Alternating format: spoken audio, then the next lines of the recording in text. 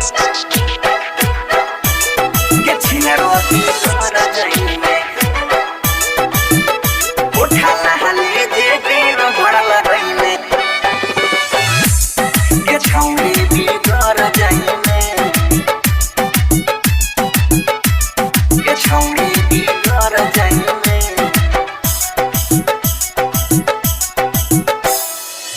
छौड़िया के जहन छियौ सब तोहर नॉलेज चोच लड़ाबे जाइ छी रोज रोज कॉलेज कहियो तू फेरा में पर जाई में उठा लहली गे उठा लहली जे दिन भर लगई में गे छिनरो बिगर जाई में उठा लहली जे दिन भर लगई में गे छौड़ी बिगर जाई में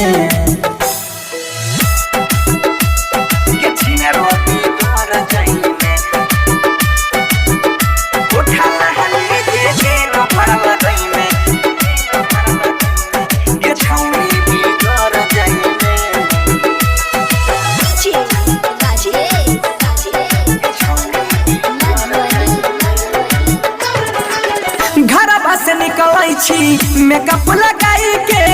बोल न के गो के रखने छी पटाई के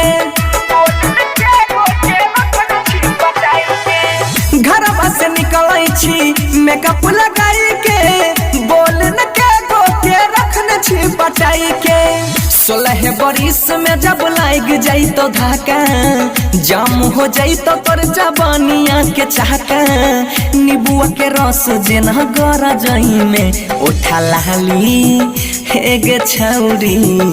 उठा लहली जे दिन भर लगई में गे छिनरो बिगर जाई में उठा लहली जे दिन भर लगई में गे छौरी बिगर जाई में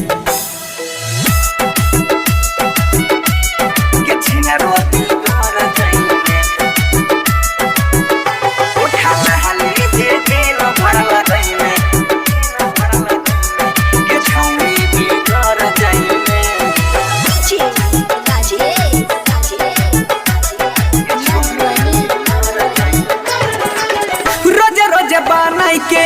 नया डिजाइन छोड़बा के घूमे घूमे मारे छही लाइन रोज रोज बनाई के नया डिजाइन छोड़बा के घूमे घूमे मारे छही लाइन एको दिन ससुरा में बास नहीं होइता बनसी के जब बात पता लाग जाइता फेर लवट के तू घर जाई में उठा लहली गे उठा